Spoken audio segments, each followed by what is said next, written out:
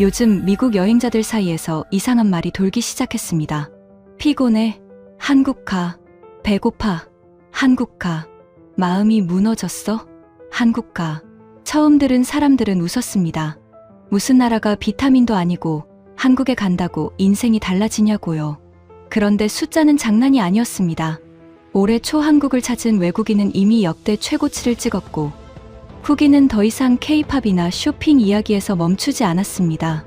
인천공항을 나와 처음 만난 한국인, 오래된 골목의 밤냄새, 밤에도 꺼지지 않는 불빛, 그리고 조용한 산속에서 보낸 하루. 왜 외국인들은 한국에서 이런 평범한 순간을 겪고도 다시 오겠다고 말했을까요? 그 6가지 이유가 지금부터 열립니다. 한국 최고라고 댓글을 남겨주세요. 여러분의 구독과 좋아요는 아주 큰 힘이 됩니다. 외국인들이 왜 지금 이렇게 한국으로 몰려드는 걸까요? K-팝 때문일까요? 쇼핑 때문일까요? 환율이 좋아서일까요? 아니면 사회관계망 사진 몇 장이 사람들을 움직인 걸까요? 저는 처음에 그렇게 생각했습니다. 한국을 다녀온 외국인들의 후기는 조금 들떠 있었고 어떤 말들은 지나치게 감정적이었거든요. 그런데 한국에 도착한 첫날 밤, 제 수첩을 다시 펼쳐보다가 저는 손이 멈췄습니다. 제가 비웃던 사람들과 비슷한 문장을 제 손으로 쓰고 있었던 겁니다. 저는 한국을 싫어한 사람이 아니었습니다. 다만 평생 여러 도시의 관광붐을 촬영하고 유행이 어떻게 만들어지는지 가까이서 온 사람이었어요. 어느 도시는 음악으로 뜨고, 어느 도시는 쇼핑거리로 뜨고, 어느 도시는 값싼 물가와 멋진 사진으로 갑자기 유명해집니다. 하지만 화면 밖으로 나가보면 여행자는 결국 자기 짐을 끌고 길을 찾고 밥을 먹고 밤이 되면 몸의 피로를 감당해야 하잖아요. 그래서 저는 한국행 열풍도 한동안은 잘 만든 이미지에 가까울 거라고 생각했습니다. 출발 전 저는 외국인 여행자들의 글을 꽤 많이 읽었습니다. 677만이라는 숫자도 눈에 들어왔지만 숫자보다 저를 불편하게 만든 건 반복되는 문장이었어요. 사람들은 자꾸 이렇게 말했습니다. 한국에서만 볼 수 있다는 그 무언가. 저는 그 표현이 싫었습니다. 너무 감정적이고 증명하기 어렵고 카메라로 잡기 힘든 말이었기 때문입니다. 그래서 이번 여행은 제게 단순한 가족 여행이 아니었습니다. 제 아내 메리와 제 딸 에밀리와 함께 가는 일정이었지만 제 마음속에서는 하나의 확인 작업이었죠. 저 사람들이 정말 무언가를 본 걸까? 아니면 여행 첫날의 흥분을 너무 크게 말한 걸까? 제가 더 의심했던 이유도 있었습니다. 여행 붐이 시작될 때 사람들은 대개 비슷한 말을 합니다. 가기 전에는 다들 특별하다고 하고 돌아와서는 꼭 다시 가야 한다고 하죠. 하지만 제가 촬영 현장에서 본 여행지는 조금 달랐습니다. 카메라가 꺼지면 긴 줄이 보이고 말이 안 통해서 굳은 표정이 보이고 가족끼리 작은 일로 다투는 순간이 보입니다. 저는 그런 뒷부분까지 봐야 믿는 사람이었습니다. 그래서 한국에 몰린다는 사람들의 말도 화려한 앞부분이 아니라 피곤한 뒷부분에서 확인해야 한다고 생각했어요. 에밀리는 한국 여행을 오래 준비했습니다. 비행기표부터 숙소 위치까지 꼼꼼하게 확인했고 제게는 여러 번 기대해도 된다고 말했어요. 저는 웃으며 대답했습니다. 기대는 하겠지만 확인은 따로 해야지. 메리는 긴 비행을 더 걱정했습니다. 낯선 나라에 도착하자마자 큰 짐을 끌고 헤매면 어쩌나, 말이 안 통하면 어쩌나, 밤에 피곤해지면 어쩌나 하는 걱정이 먼저였죠. 사실 저도 같은 걱정을 했습니다. 좋은 홍보 영상은 공항 문을 나서는 순간까지는 되게 멋져 보이거든요. 문제는 그 다음입니다. 비행기 안에서도 저는 휴대전화에 저장해 둔 여행자 후기를 다시 읽었습니다. 어떤 사람은 한국에 가면 이상하게 마음이 놓인다고 했고, 어떤 사람은 처음 가는 나라인데도 며칠 살아본 곳 같았다고 했습니다. 저는 그 문장들 옆에 짧게 적었습니다. 과장 가능성, 여행 후 흥분, 촬영 확인 필요. 지금 생각하면 조금 민망하지만 그때의 저는 꽤 단단했습니다. 여행자들의 감정과 제 판단 사이에 선을 그어놓고 있었으니까요. 긴 비행 끝에 한국에 도착했을 때 제 몸은 이미 지쳐 있었습니다. 어깨는 굳어 있었고 메리는 무릎을 천천히 폈습니다. 에밀리는 앞장서서 움직였지만 저는 일부러 주변을 더 차갑게 보려고 했어요. 표지판은 눈에 잘 들어오는지, 짐을 끌고 움직이는 길은 끊기지 않는지, 사람이 많은 곳에서 가족이 서로 놓치지 않을 수 있는지, 저는 감탄하려고 온 게 아니라 확인하려고 온 사람이었으니까요. 처음 눈에 들어온 건 화려한 풍경이 아니었습니다. 오히려 아주 실무적인 것들이었어요. 방향을 가리키는 색, 바닥에 이어지는 표시, 짐을 든 사람이 멈추지 않게 놓인 길, 멀리서도 알아볼 수 있는 안내판 같은 것들이었습니다. 저는 속으로 중얼거렸습니다. 이 정도는 어느 공항이나 하려고 하지. 그렇게 넘기려 했습니다. 하지만 이상하게도 하나를 지나면 다음 하나가 자연스럽게 이어졌습니다. 메리가 어디로 가야 하느냐고 묻기 전에 에밀리가 손가락으로 가리킬 무언가가 이미 보였습니다. 저는 일부러 가족보다 반걸음 뒤에서 걸었습니다. 앞에서 길을 찾는 사람보다 뒤에서 흔들리는 사람을 보면 그 도시가 여행자를 얼마나 피곤하게 만드는지 더 잘 보이거든요. 메리의 손이 가방 손잡이를 자주 고쳐 잡는지, 에밀리가 자꾸 휴대전화를 확대하는지, 제가 한 번에 이해하지 못해도 다시 확인할 여지가 있는지 그런 것들을 봤습니다. 그런데 이상하게도 짜증이 쌓일 틈이 적었습니다. 누군가 친절하게 설명해서라기보다 다음 행동이 너무 늦게 나타나지 않았기 때문입니다. 짐이 3개였습니다. 큰 가방 2개와 작은 가방 하나였죠. 저는 그런 순간을 잘 압니다. 여행의 첫 불만은 대단한 사건에서 시작되지 않습니다. 손잡이가 걸리고 계단 앞에서 멈추고 가족 중 한 사람이 뒤처지고 그때부터 말투가 날카로워지는 겁니다. 그런데 그날은 그런 식으로 흐르지 않았습니다. 물론 완벽했다는 뜻은 아닙니다. 사람은 많았고 긴 비행 뒤라 제 머리도 둔했습니다. 그런데 적어도 길이 우리를 자꾸 막아서지는 않았어요. 숙소로 가는 이동 중에 저는 시계를 여러 번 봤습니다.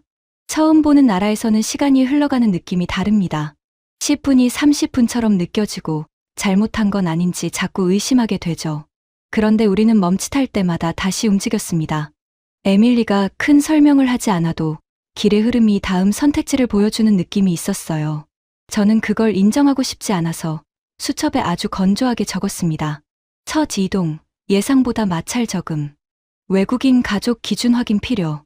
메리는 숙소에 도착하자마자 의자에 앉아 신발을 벗었습니다. 저는 당연히 피곤하다는 말을 할 줄 알았어요. 그런데 메리가 제게 먼저 한 말은 조금 달랐습니다. 여보, 도착한 첫날인데 생각보다 겁이 덜 났어요. 그 한마디가 이상하게 오래 남았습니다. 감동적인 대사도 아니고 대단한 칭찬도 아니었죠. 그런데 여행을 많이 해본 사람이라면 압니다. 첫날에 겁이 덜 났다는 말은 생각보다 큰 말입니다.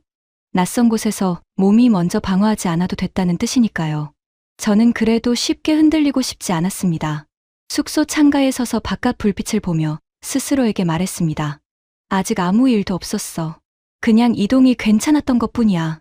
하지만 제 눈은 이미 다른 것을 찾고 있었습니다. 메리가 물을 찾는지, 에밀리가 피곤한 표정을 숨기는지, 제가 짐을 다시 정리할 힘이 남아있는지. 이상하게도 가족 모두가 첫날의 낯설매 완전히 눌려있지는 않았습니다. 저는 그걸 좋은 여행 준비 덕분이라고 적으려다가 펜을 잠깐 멈췄습니다. 밤이 깊어졌을 때 저는 습관처럼 촬영한 장면과 수첩을 다시 확인했습니다. 별일 없는 하루처럼 보였습니다. 큰 사건도 없고 누가 우리를 극적으로 도와준 것도 아니었고 눈물을 흘릴 만한 순간도 없었습니다. 그런데 수첩에는 작은 문장들이 생각보다 많이 남아 있었어요. 길이 끊기지 않았다. 짐든 사람의 움직임이 덜 거칠었다. 메리가 덜 겁났다고 했다. 처음 온 도시인데 첫날부터 버티는 느낌이 아니었다. 저는 그 문장들을 읽다가 얼굴이 뜨거워졌습니다. 왜냐하면 제가 싫어하던 후기와 제 문장이 닮아 있었기 때문입니다. 한국에서만 볼 수 있다는 그 무언가. 저는 그 말을 과장이라고 생각했는데 제 수첩은 이미 다른 방식으로 같은 곳을 향하고 있었습니다. 아직 결론을 낼 수는 없었습니다. 하루 만에 한 나라를 말하는 건 성급한 일이니까요. 하지만 적어도 한 가지는 분명했습니다. 제가 확인하러 온 건 한국의 화려한 장면이 아니었습니다. 낯선 사람이 첫날부터 덜 무너지는 이유. 그것이 제 앞에 아주 작은 증거들로 쌓이고 있었습니다.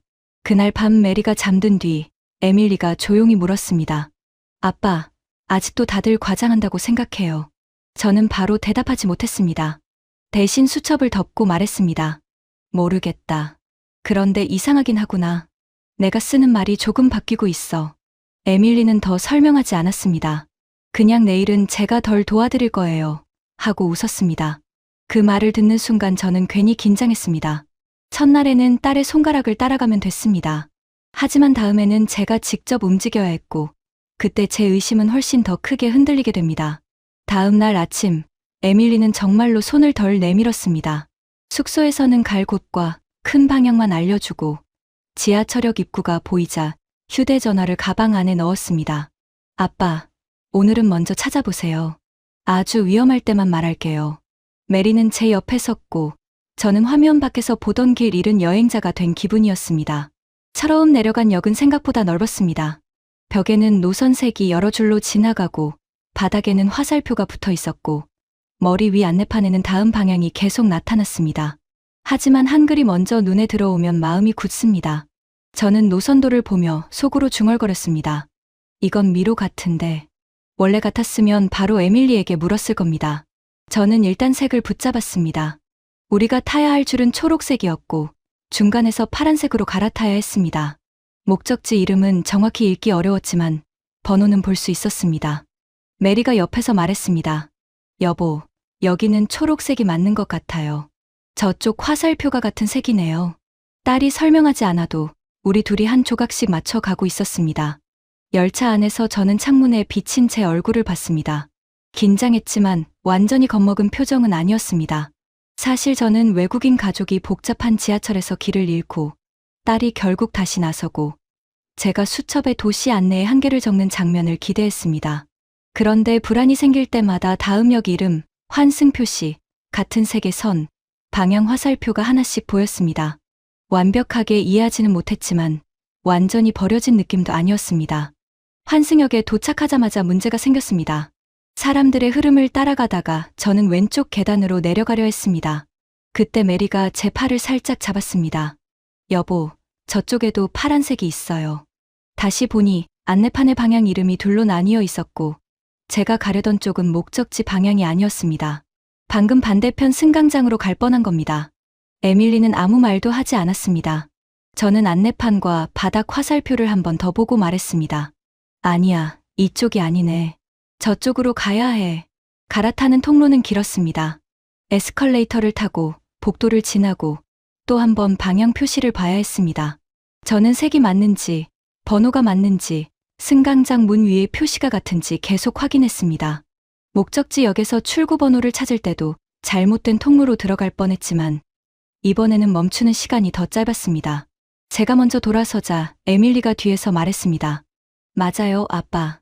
그 한마디가 조금 민망했지만 기분이 나쁘지 않았습니다. 밖으로 나왔을 때 저는 괜히 크게 숨을 쉬었습니다.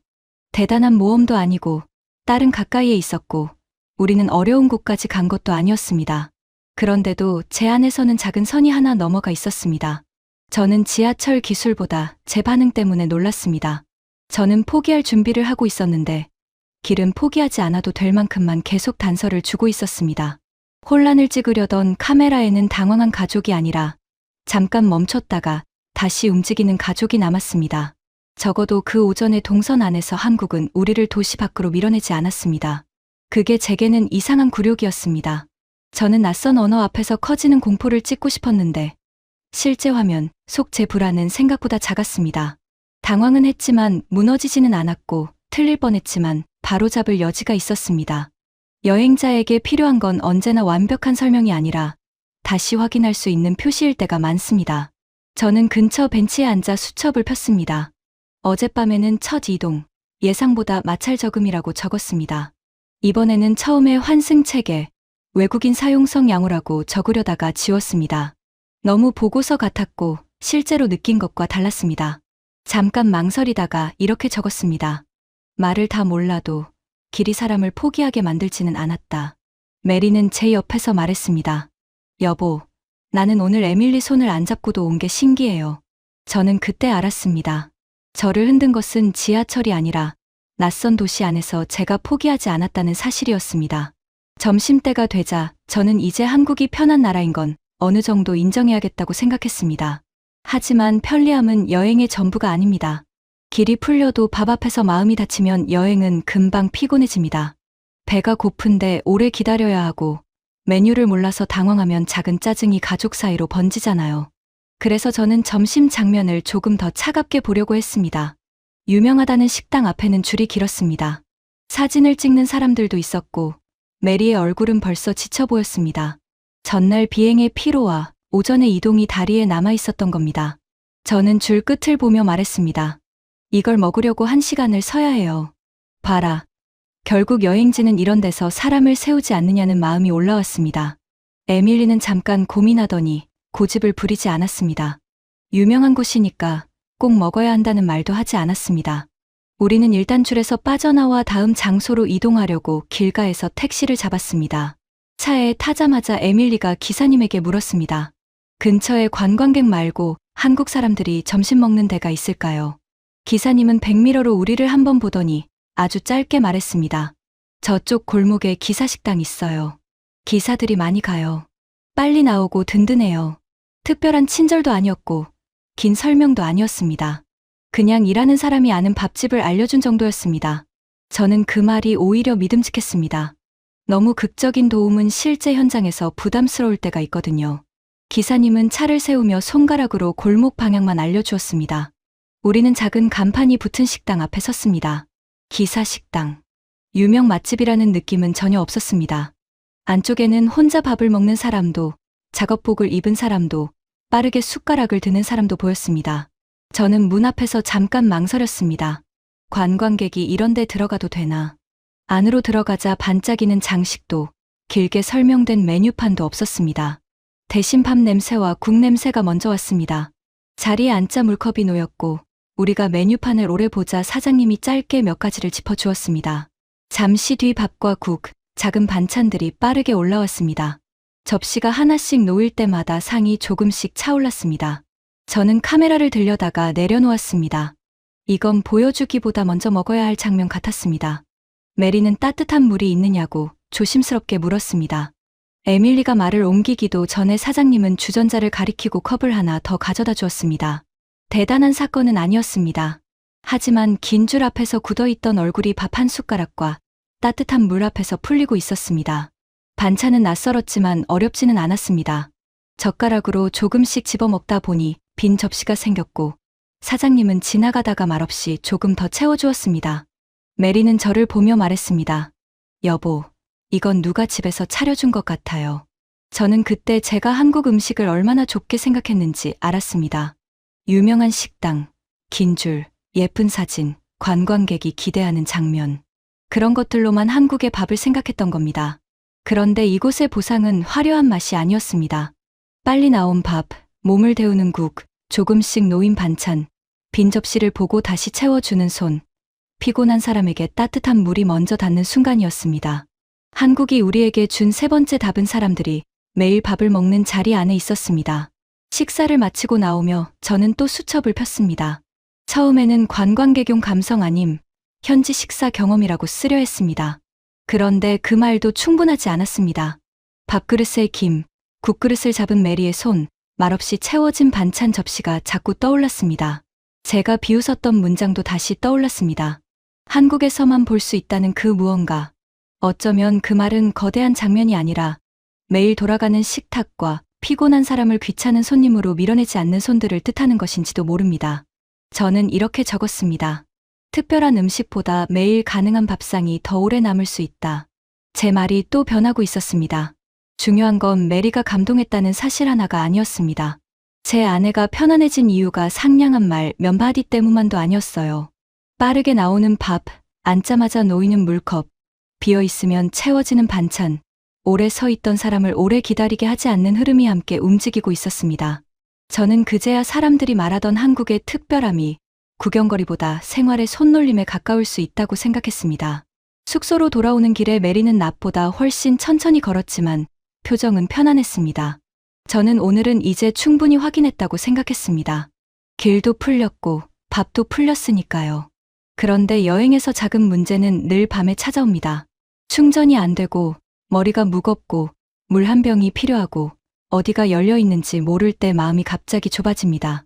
그날 밤 저는 호텔 창밖으로 보이는 편의점 불빛과 멀지 않은 약국 간판을 보며 다시 수첩을 잡았습니다. 한국이 우리를 또 어디까지 멈추지 않게 할지 그때는 아직 몰랐습니다. 그날 밤 그 질문은 생각보다 빨리 돌아왔습니다. 낮에는 길이 풀렸고 밥도 풀렸습니다. 그런데 여행자를 정말 지치게 만드는 일은 대개 밤에 옵니다. 큰 사고가 아니라 충전이 안 되고 물이 떨어지고 몸이 조금 아프고 어디에 물어봐야 할지 모르는 그런 일들 말입니다. 숙소에 돌아와 샤워를 마친 뒤 저는 휴대전화를 충전하려고 가방을 뒤졌습니다. 그런데 가져온 케이블이 보조 배터리에는 맞는데 휴대전화에는 맞지 않았습니다. 낮에 찍은 영상도 확인해야 했고 다음날 길도 봐야 했는데 배터리는 이미 붉은색에 가까웠습니다. 에밀리는 자기 충전기를 내밀었지만 메리의 휴대전화도 거의 꺼져가고 있었습니다. 그 순간 메리가 조용히 이마를 눌렀습니다. 머리가 무겁고 종아리도 욱신거린다고 했습니다. 저는 습관처럼 창밖을 보며 말했습니다. 이 시간에 뭘 할 수 있겠어. 내 말에는 걱정보다 체념이 더 많이 들어 있었습니다. 에밀리는 대답 대신 외투를 집었습니다. 아래 편의점부터 가보자고 했습니다. 저는 편의점이라는 말이 조금 가볍게 들렸습니다. 물이나 과자를 사는 곳 정도로 생각했으니까요. 하지만 엘리베이터를 타고 내려가 호텔 문을 나서자 길 건너에 밝은 간판이 바로 보였습니다. 아주 늦은 시간은 아니었지만 낯선 나라의 밤에는 짧은 거리도 길게 느껴집니다. 그런데 길은 어둡게 끊겨 있지 않았고 가로등과 가게 불빛이 이어져 있었습니다. 우리는 조심스럽게 그러나 겁먹지는 않고 걸었습니다. 편의점 안은 조용했지만 비어있지 않았습니다. 계산대에는 따뜻한 음료가 있었고 한쪽에는 물과 간단한 간식이 있었고 충전 케이블도 걸려 있었습니다.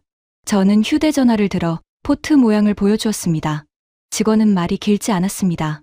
고개를 끄덕이고 케이블 2개를 꺼내더니 제 휴대전화에 맞는 쪽을 손가락으로 짚어주었습니다. 에밀리는 번역 앱에 짧게 적었습니다. 아내가 머리가 무겁고 다리가 아픈데 근처에 문 연 약국이 있을까요? 직원은 약을 함부로 설명하려 하지 않았습니다. 그 점이 오히려 믿음직했습니다. 대신 계산대 옆 작은 종이를 보고 휴대전화 지도를 켠 뒤 아직 문을 연 약국 하나를 보여주었습니다. 여기서 걸어서 10분 안쪽이라고 했습니다. 그리고 손가락으로 사거리 방향을 가리켰습니다. 우리는 물, 따뜻한 꿀물 같은 음료, 충전 케이블, 작은 간식을 샀습니다. 영수증이 손바닥에 닿는 순간 저는 이상하게 마음이 조금 내려앉았습니다. 밤의 문제가 하나씩 이름을 얻고 있었기 때문입니다. 약국으로 가는 길은 아주 특별하지 않았습니다. 큰 음악이 흐르지도 않았고 누가 우리를 감동시키려고 기다리고 있지도 않았습니다. 다만 불빛이 끊기지 않았고 횡단보도 앞에는 늦게 귀가하는 사람들이 몇 명 있었고 우리는 지도를 보며 천천히 걸었습니다. 메리는 제 팔을 잡았지만 낮의 긴장과는 달랐습니다. 불안해서 붙잡은 손이라기보다 피곤해서 기대는 손에 가까웠습니다. 약국 안의 약사는 우리 말을 다 알아듣지는 못했습니다. 우리도 설명을 잘하지 못했습니다. 그래서 서로 휴대전화 화면을 가운데 두고 이야기했습니다. 메리는 평소 먹는 약이 있는지, 알레르기가 있는지, 머리가 얼마나 아픈지 천천히 확인받았습니다. 약사는 진통제를 무조건 권하지 않았고 다리에는 붙이는 파스가 나을 수도 있다며 설명서를 보여주었습니다. 에밀리가 번역 앱으로 다시 확인했고 저는 메리에게 무리하지 말자고 말했습니다. 결국 우리는 가벼운 진통제 한 갑과 파스, 그리고 설명이 적힌 봉투를 받아 들었습니다. 그 과정은 기적처럼 빠르지 않았습니다.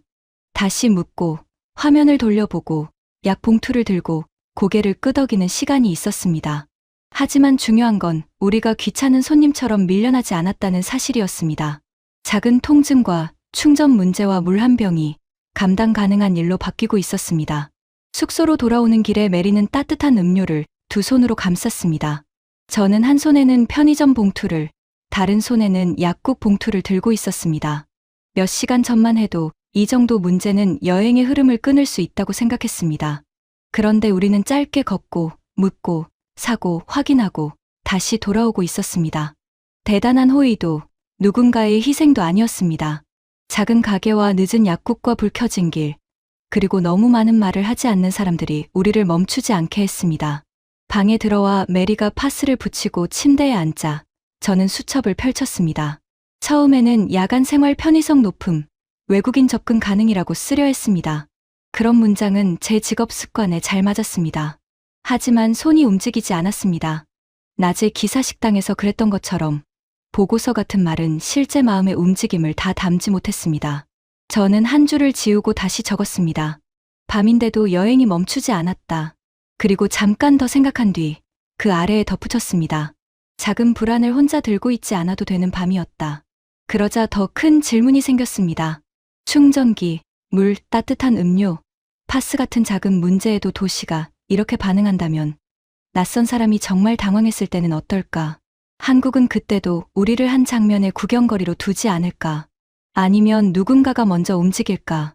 그 답은 다음 날 아침, 메리의 작은 파우치가 사라졌을 때 찾아왔습니다.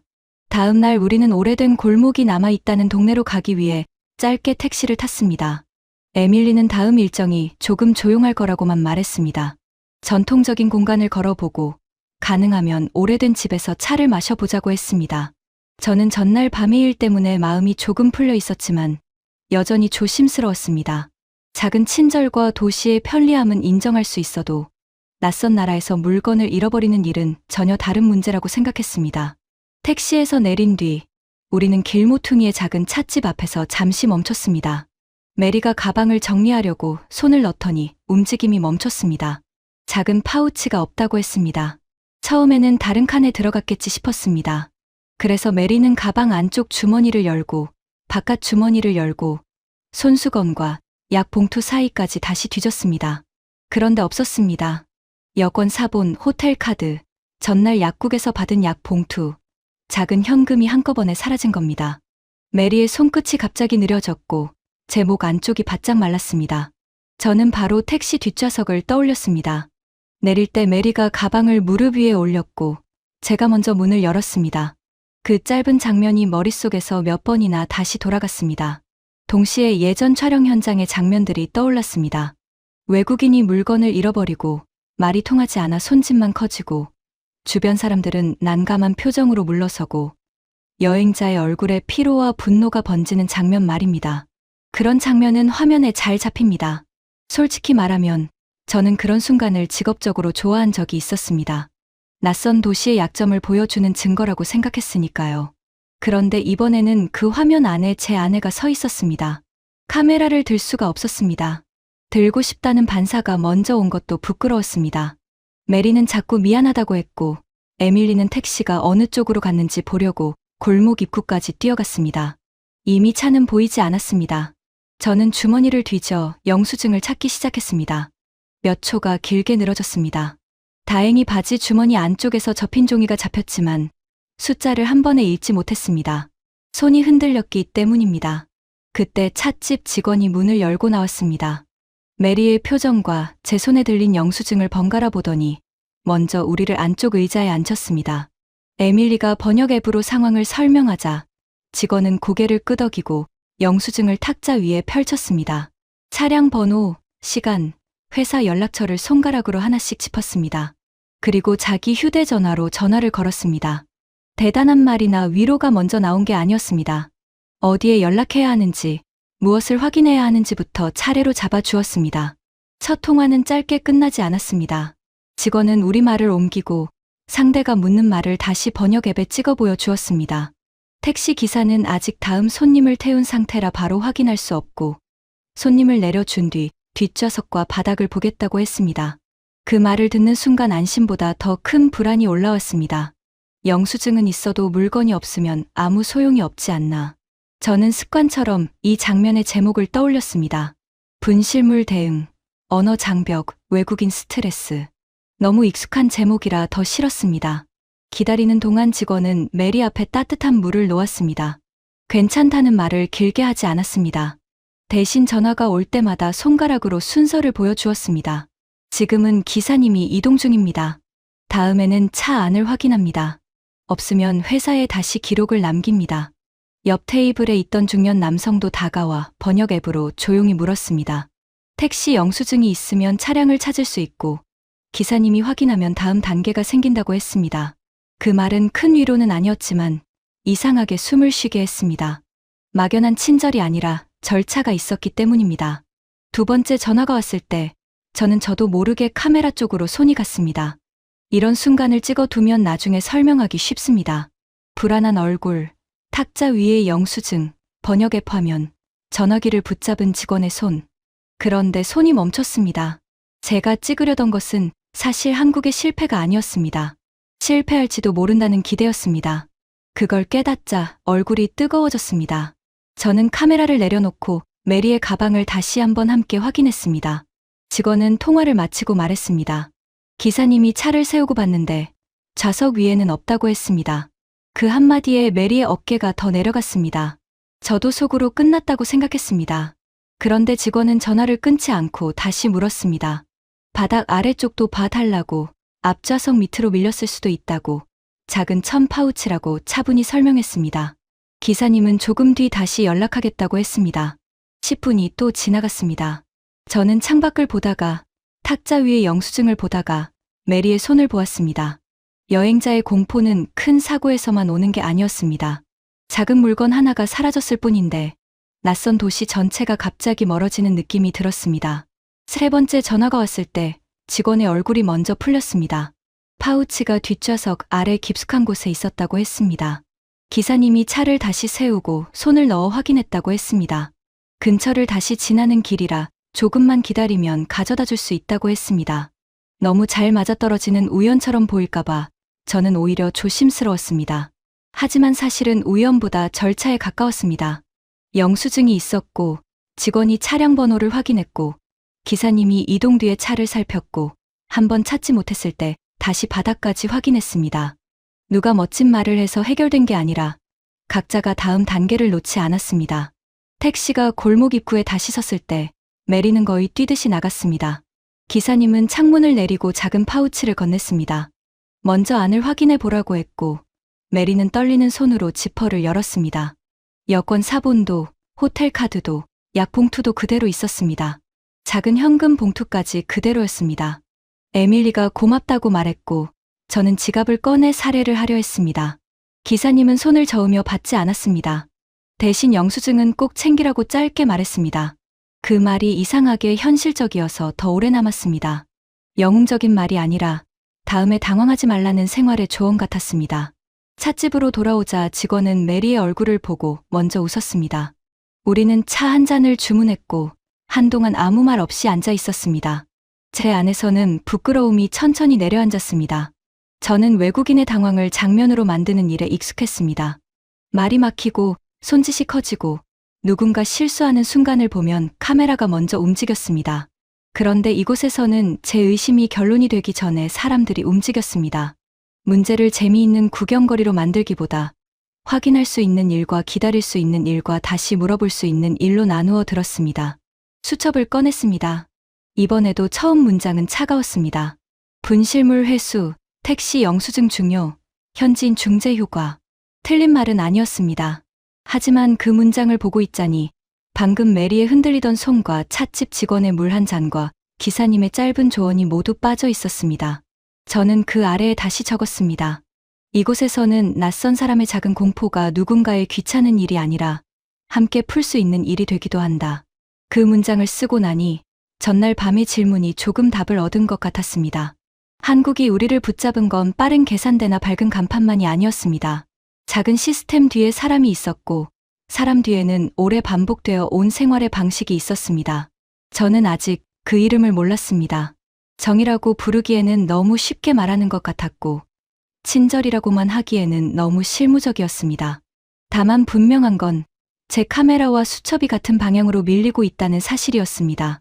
처음에는 실패를 잡으려 했는데 자꾸 실패가 작아지는 과정을 잡고 있었습니다. 찻집을 나설 때 에밀리는 골목 안쪽을 가리켰습니다.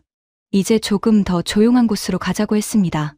오래된 돌담과 낮은 처마가 이어진 길 끝에서 한국의 시간이 조금 다른 속도로 흐르는 것처럼 보였습니다. 저는 파우치를 꼭 쥔 메리의 손을 보고 다시 수첩을 닫았습니다. 어쩌면 우리가 다음에 만나게 될 한국은 빠르게 문제를 해결하는 나라가 아니라 그런 사람들의 마음이 어디에서 왔는지 보여주는 더 오래된 기억일지도 몰랐습니다. 골목 안으로 몇 걸음 더 들어가자 방금까지의 소란이 뒤로 조금씩 멀어졌습니다.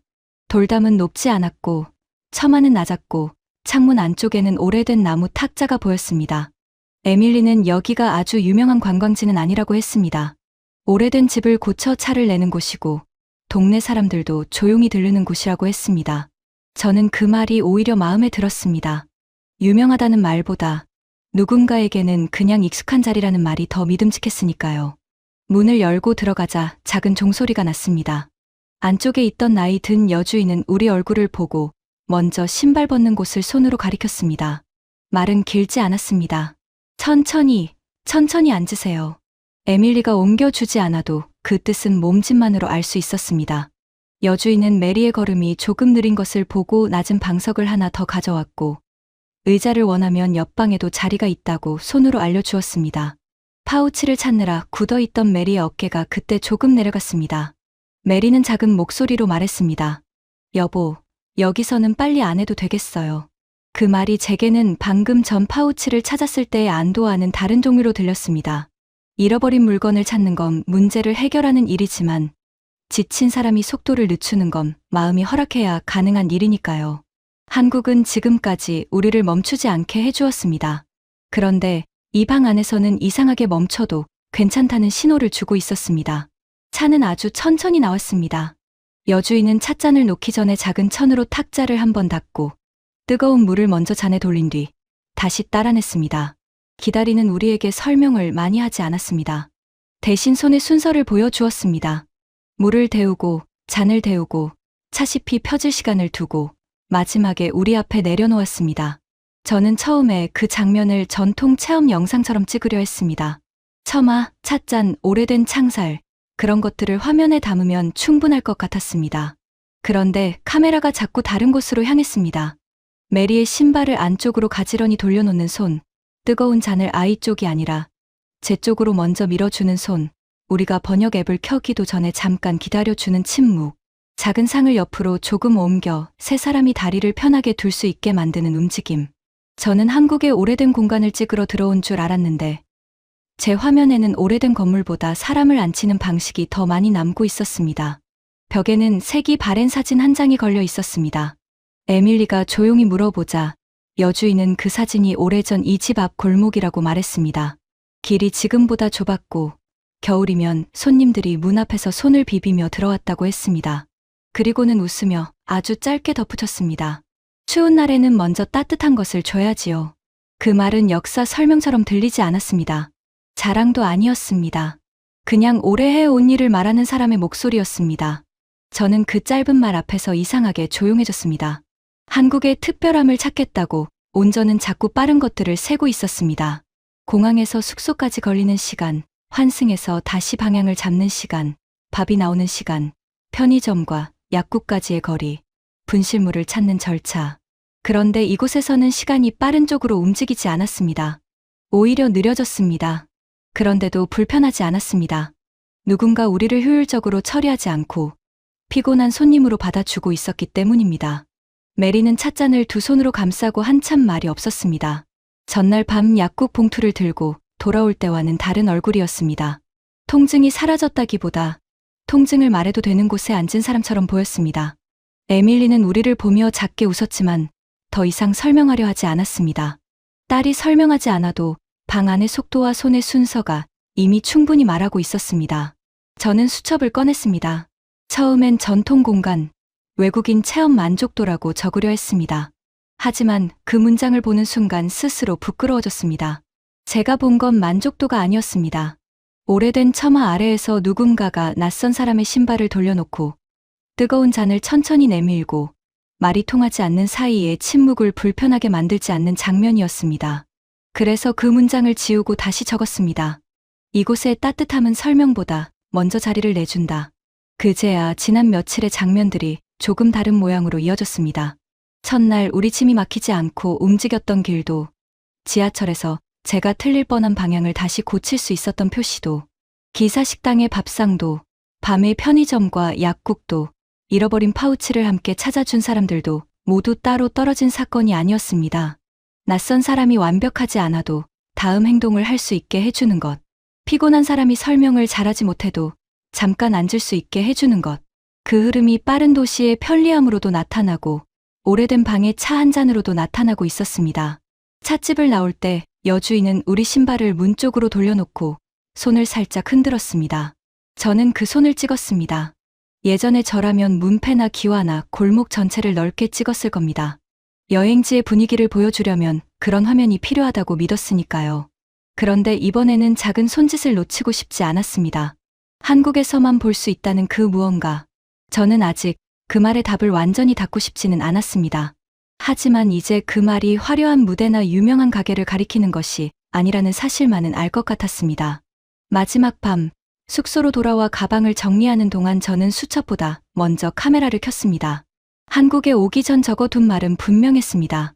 과장 가능성, 여행 후 흥분, 촬영 확인 필요. 저는 외국인들이 한국에 대해 너무 쉽게 감동한다고 생각했고, K-팝과 쇼핑과 사진 몇 장이 사람들의 판단을 흔들었다고 봤습니다. 그래서 제 카메라는 사실 조금 못된 기대를 품고 있었습니다. 줄 앞에서 지치는 얼굴, 지하철에서 굳어지는 표정, 밤에 닫힌 문 앞에서 난감해지는 가족, 잃어버린 물건 앞에서 무너지는 여행자. 그런 장면이 나오면 한국행 열풍의 빈틈을 보여줄 수 있다고 생각했습니다. 그런데 화면을 하나씩 넘기자 남아있는 것이 달랐습니다. 공항에서 찍힌 것은 큰 환영 문구가 아니라 짐든 사람이 멈추지 않게 이어지는 길이었습니다. 지하철 화면에는 제가 틀릴 뻔한 순간보다 다시 확인할 수 있게 서 있던 색과 번호가 더 오래 남아 있었습니다. 식당에서는 유명한 간판보다 메리 앞에 놓인 따뜻한 물과 다시 채워진 반찬 접시가 눈에 들어왔습니다.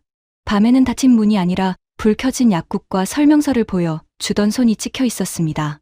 파우치를 잃어버린 장면에서도 화면에 남은 건 혼란의 폭발이 아니었습니다. 탁자 위의 영수증, 전화기를 붙잡은 직원의 손, 기다리는 사람 앞에 놓인 물 한 잔, 다시 골목으로 돌아온 택시였습니다. 저는 그때야 제가 무엇을 잘못 찍으려 했는지 알았습니다.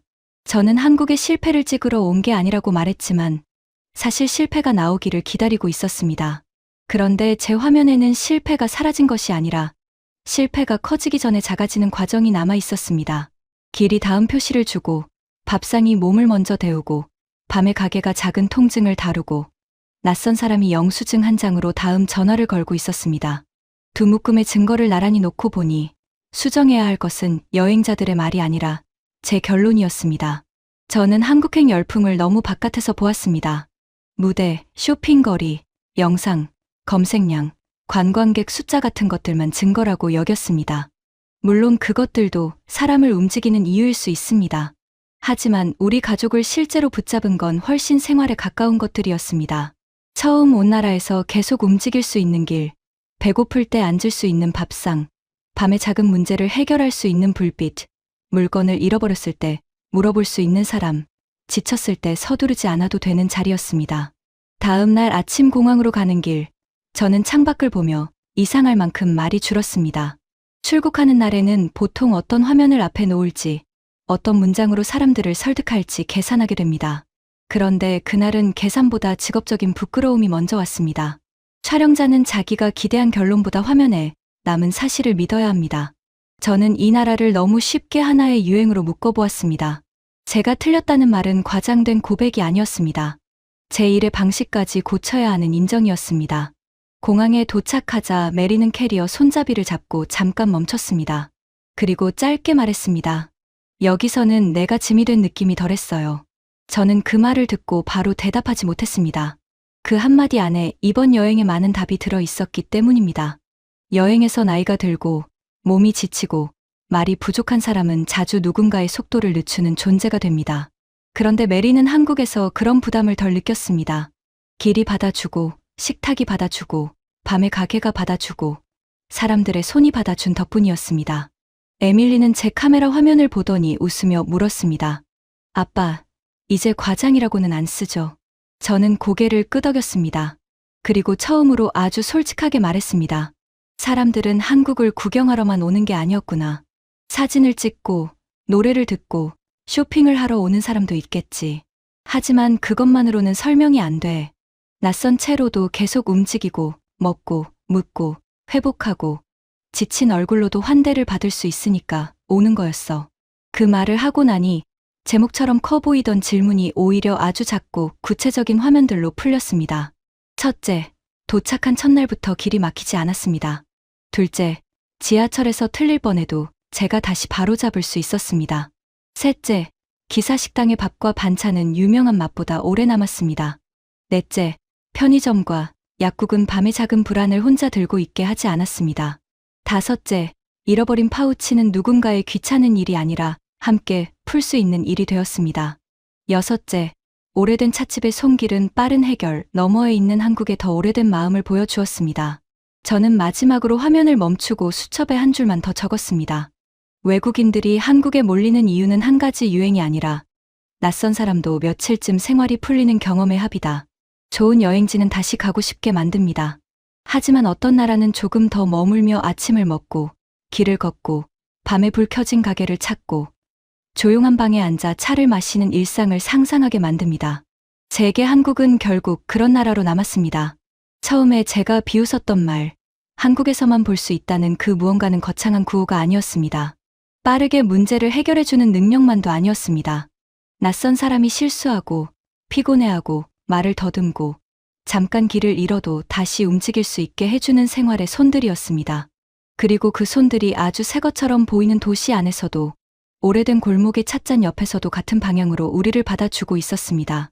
제가 찍어온 마지막 화면은 그래서 한국의 화려한 증거가 아니라 한국에서 실패가 아주 조용히 작아지는 증거였습니다.